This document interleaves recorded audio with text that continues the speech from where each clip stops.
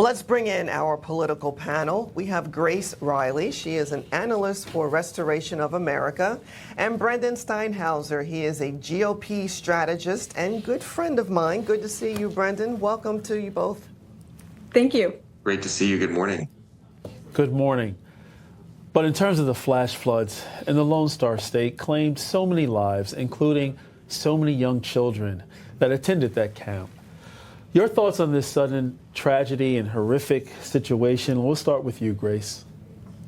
Yeah, it is an absolutely devastating tragedy, and there really are no possible words to address such a thing. But it's great that President Trump has been on this, and he immediately jumped on it and said that he is using every possible asset and resource to help out Texas. And this is very refreshing, considering that it wasn't long ago that victims in North Carolina of Helene waited weeks for FEMA to come and help them under the Biden administration, while the Biden administration was spending billions on illegal aliens. So it's really great to see the American people's money going towards helping Americans, and that this administration is doing all things possible to save lives. He also shared on Truth Social that 850 lives were just saved by the Coast Guard and local responders, which is just such a miracle and something to be celebrated. And hopefully more lives are continually saved.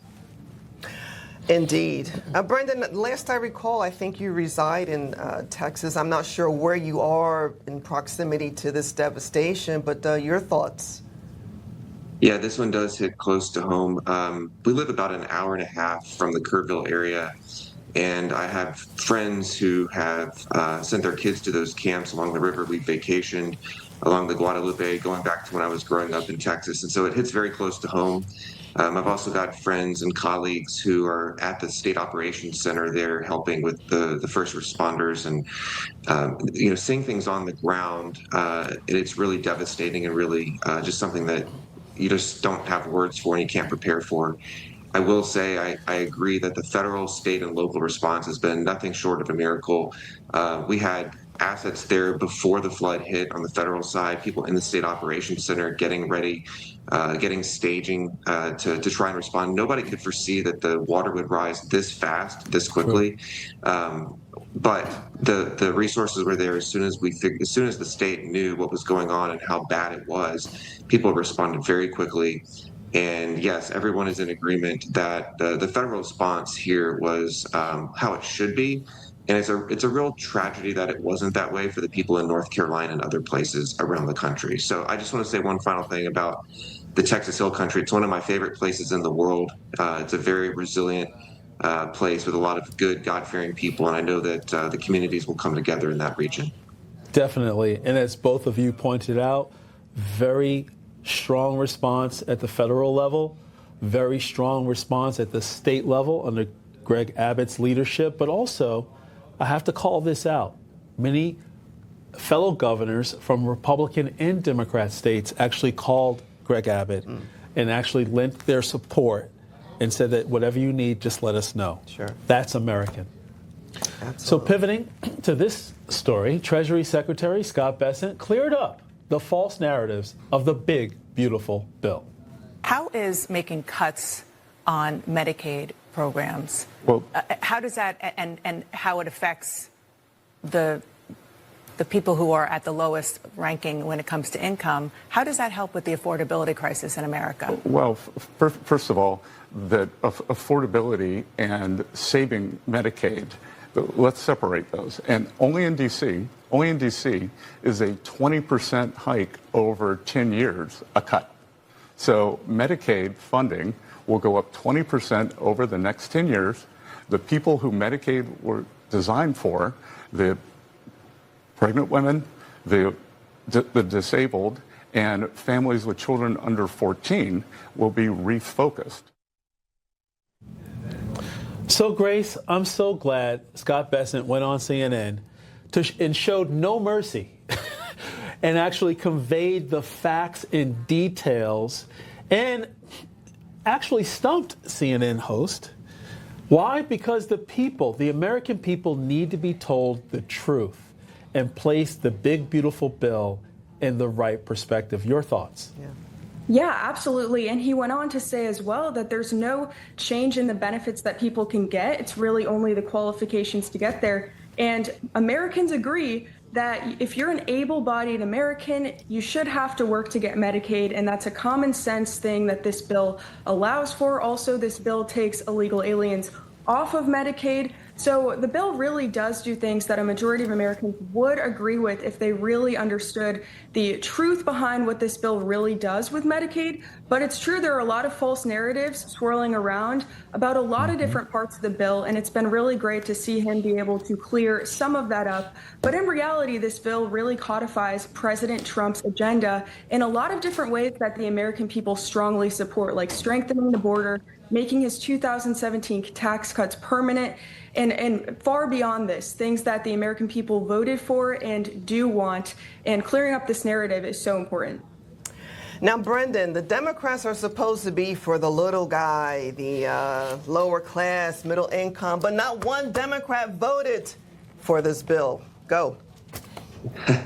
Yeah, no, look, the Democrats are just kind of playing the same games they've played for decades. And these are the kind of reforms the American people elected this president and this Congress to do, not to just do the same old thing, but to get in there and try and fix things, to make these programs work for the people that they're meant to work for, and to clean up the rules so that they're not spending more money than we need to be.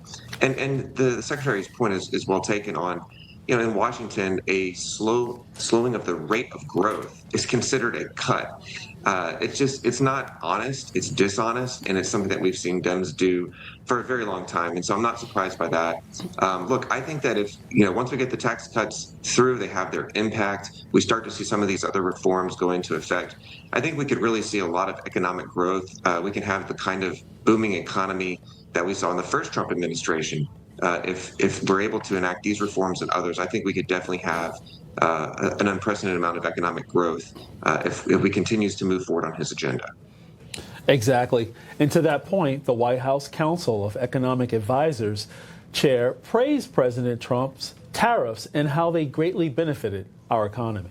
I think that there's been a lot of doom mongering, a lot of scaremongering, and this isn't the first time, by the way. During the president's first term, lots of folks said that the president's historic tariffs on China during the first term were going to be terrible for the economy, and there was no lasting evidence of that whatsoever. There was no meaningful economic inflation, no meaningful economic slowdown. Everything was actually pretty okay in response to the tariffs last time, and thus far, again, this time we have a repeat of the same performance, whereby lots of folks predicted that it would end the world, there would be some sort of disastrous outcome.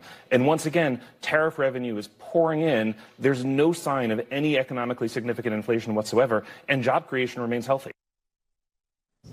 I mean, the facts are the facts.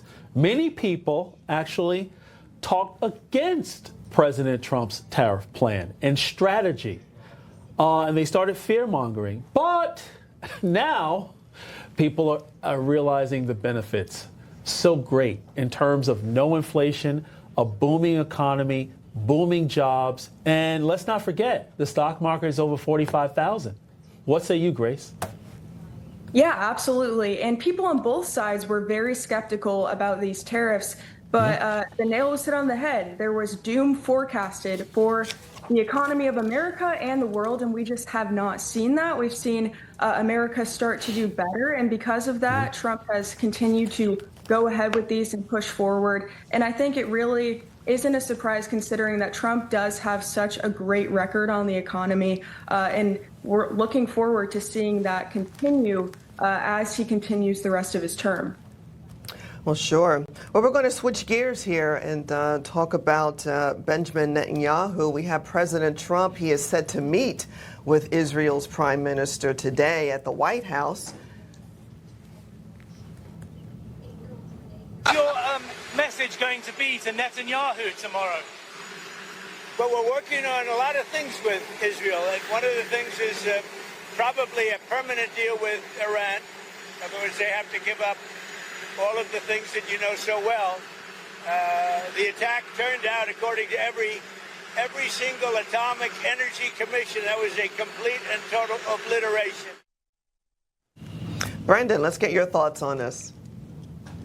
Yeah, look, I think this is an important visit between the prime minister and the president, not only to secure our relationship with Israel and to show that we remain united in preventing Iran from getting a nuclear weapon, but also President Trump's going to continue to work to get that deal and get that long-term peace deal. Look, I'm a little skeptical about what the Iranians are going to actually agree to or what they will do, but I think this president has shown that what peace through strength means, that he's actually kind of lived that. He's made decisions based on that.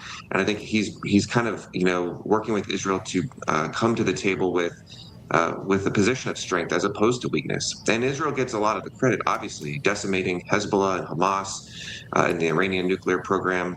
But it's never fully over. At the end of the day, when it comes to these military strikes, with anything related to international relations, you have to negotiate and you make peace with your enemies, not your friends. And so this is what he's trying to do. And I think that I really applaud him and the prime minister for sitting down trying to do this. I hope the Iranians got the message during the first strike, and I hope that they understand that the United States and Israel will not stop to prevent Iran from getting a nuclear weapon. So true. And I hope New York City residents say peace, see you later in November to socialist New York City mayoral candidate Zohran Mamdani. Because why? He wants to build a socialist New York City. And here's his thoughts on the police. Because that is the amount of money that will solve everything. It comes out of an understanding that policing is something that does not create safety. And what we need to do is reinvest into things that are proven indicators and creators of safety. And the city council budget did not do that. And it's just mind-blowing. Grace, Zohran is actually in the state legislature. I mean, this is ridiculous. He's anti-police, but if he wins, he will cause New York City to be even more unsafe than what it is right now. Your thoughts on this? Him and socialism are the absolute last thing that New York City needs. And this call to defund the police is absolutely ridiculous. And it comes with also advocacy for policies to decriminalize more things, to weaken the criminal justice system in New York City. He's called for abolishing prisons, all sorts of radical policies that are only going to create more chaos in New York City. Absolutely. It is my hope and the country's hope that New Yorkers will wake up to this before it's too late and make sure that he's not elected. But it's not looking good for New York if they decide to go down this radical socialist path. That's right. The city never sleeps, but it needs to wake up. Needs to wake up, indeed. Yes. Well, Grace Reilly and Brendan Steinhauser, thanks so much for joining us this morning. Thank you so much.